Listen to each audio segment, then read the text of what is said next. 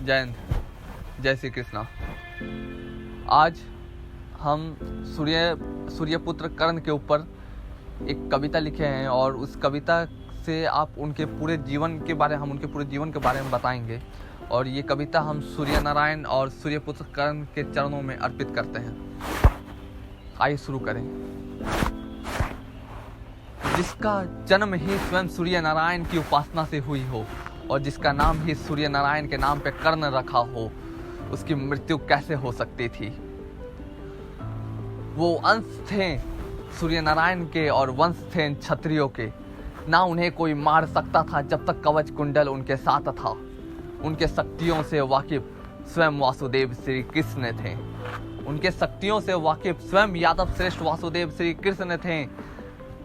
उन्हें कोई भी नहीं मार सकता था, ये बात स्वयं वासुदेव जानते थे।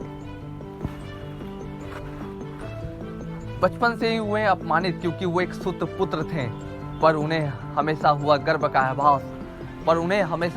का आभास जब लोग उन्हें पहचानते थे माता राधा के नाम से राधे थे।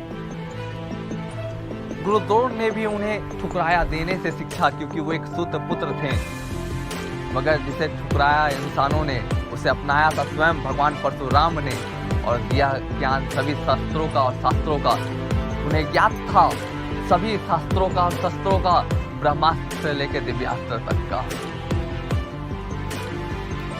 हाँ माना, अरे लोग कहते हैं कि दुर्योधन अधर्मी था, मगर लोग ये किस प्रकार भूल जाते हैं कि वही एकमात्र ऐसा व्यक्ति था जिसने जाति पाति के बंधन को तोड़ ताड़ के इस मोह को छोड़ छाड़ कर बढ़ाया मित्रता का हाथ था और बनाया मुझे अंग का राजा अंगराज कर्ण था। हाँ माना मेरी मृत्यु निश्चित हुई मेरे गलत शब्द से, मगर ये कहाँ तक सही था कि मुझे ठुकराया गया था द्रौपदी द्वारा कह के एक सुत पुत्र।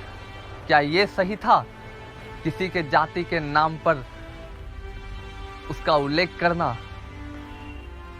माना कि एक महिला का अधिकार होता है उसके जीवन साथी का चयन करना, मगर ये क्या सही था कि एक व्यक्ति के जाति के नाम पे उसको धिक्कारना? क्या ये सही था, उचित था? मैंने ठुकराया था अंग के राजा का पद था। मैंने ठुकराया अंग के राजा का पद था जब जाना था कि दुर्योधन कर रहा धर्म था। मैंने ठुकराया था अंग के राज का पद था जब जाना था कि दुर्योधन कर रहा धर्म था। पर मैं बंधा अपने वचनों से था। दिया एक वचन दुर्योधन को था कि रहूंगा सदा कवच कुंडल बनके तुम्हारा। दिया एक वचन दुर्योधन को था कि रहूंगा सदा कवच कुंडल बनके तुम्हारा। और दिया एक वचन माता कुंती को था कि ना मारूंगा किसी पांडव पुत्र को सिवाय अर्जुन को, वरना कब का मार दिया होता नकुल और सहदेव को महाभारत की भूमि पर।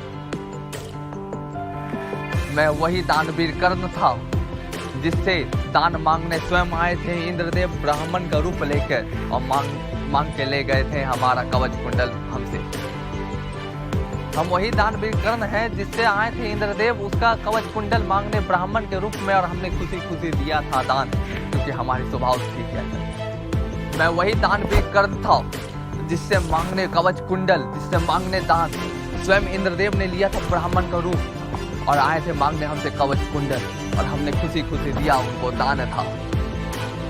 अरे हम वही अंगराज कर्ण हैं, हम वही दानवीर कर्ण हैं, हम वही महारथी कर्ण हैं जिसकी मृत्यु में रोए स्वयं वासुदेव श्री कृष्ण थे और कहते हैं कि महाभारत क्षेत्र की भूमि में लड़ने वाला प्रत्येक योद्धा सुरवीर है, परंतु जो ये अंगराज कर्ण हैं वो महारथी हैं और इस महाभारत की भूमि में लड़ने वाला प्रत्येक योद्धा को स्वर्ग की प्राप्ति होगी, मगर जो ये अंगराज कर्ण हैं वो देवताओं के साथ वैकुंठ धाम में निवास करेंगे। हम वही अंगराज कर्ण हैं, हम वही महारथी कर्ण हैं, हम वही दानवीर कर्ण हैं।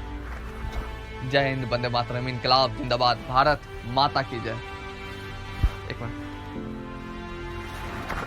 यन महाभारते तन भारते, इसका मतलब समझ रहे हो? इसका मतलब ये है कि जो चीज महाभारत में बोला गया है वही चीज भारत में है, जो महाभारत में नहीं है वो भारत में नहीं है।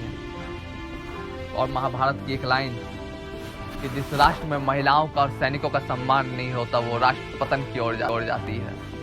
तो आप सभी से अनुरोध है कि महिलाओं का और सैनिकों का सम्मान करें, हमारे देश को पतन की ओर जाने से रोकें। और दूसरी बात, महिलाओं का सम्मान की आवश्यकता है। भारत भी हमारी माँ है, हमारी अपनी माँ भी माँ है, किसी की माँ बहनें भी हमारी माँ है, उनका सम्मान करें, जाति पाति के नाम में ना बटें, देश को एकता की राह पे ले चलें, देश को बहुत आगे ले जाना है हमें। हम युवाओं में इतनी शक्ति है ना कि हम अपने देश को एक सही राह पे ले जा सकते हैं। आप सभी से अनुरोध है, हम अनुरोध बहुत कमों से करते हैं और आप सभी से अनुरोध है। जय हिंद, वंदे मातरम, इनकलाब जिंदाबाद, भारत माता की जय।